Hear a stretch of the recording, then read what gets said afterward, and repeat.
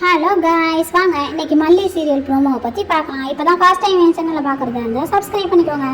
ஒரு வழியாக எல்லாருமா சேர்ந்து ரேணுகா மேடத்தை கோவில்லேருந்து வீட்டுக்கு கூட்டிகிட்டு வர்றாங்க. அந்த நேரம் பார்த்து ரஞ்சிதா எங்கேருந்து வந்தாங்கன்னு தெரியல, ஒரு கடையில் நின்றுக்கிட்டு ரேணுகாவை பார்த்துடுறாங்க. ரேணுகாக்கான்னு கத்துறாங்க. அதை யாருமே காதில் வாங்கலை. அவங்கெல்லாம் காரில் ஏறி போயிடுறாங்க ரேணுகாவை அழைச்சிக்கிட்டு. ரஞ்சிதாவும் அவங்க உண்மையான ரேணுகான்னு நினச்சி அவங்க கிட்ட எப்படியாவது பேசிடணும்னு அவங்களும் நினச்சிக்கிட்டு இருக்காங்க. அவங்களால முடியலை.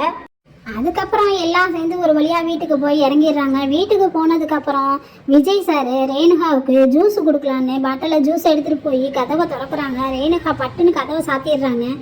அப்போ விஜய் கையை நசுங்கிடுது. விஜய் கையில் வச்சுருந்த பாட்டிலும் கீழே விழுந்து நல்லா உடஞ்சிருது. எங்கே பார்த்தாலும் பாட்டில் சிதறி கிடக்கு.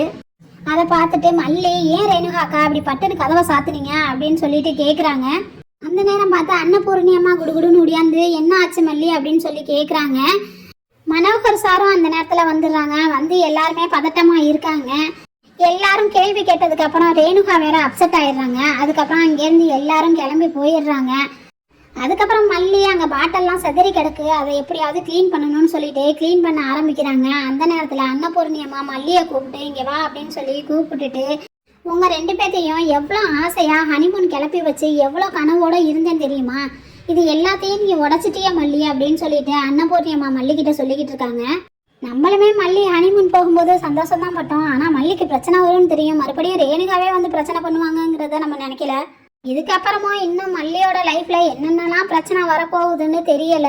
அடுத்த எபிசோட்ல என்னெல்லாம் நடக்க போகுதுன்னு அடுத்து வரப்போற கதையில பார்க்கலாம். தேங்க்யூ.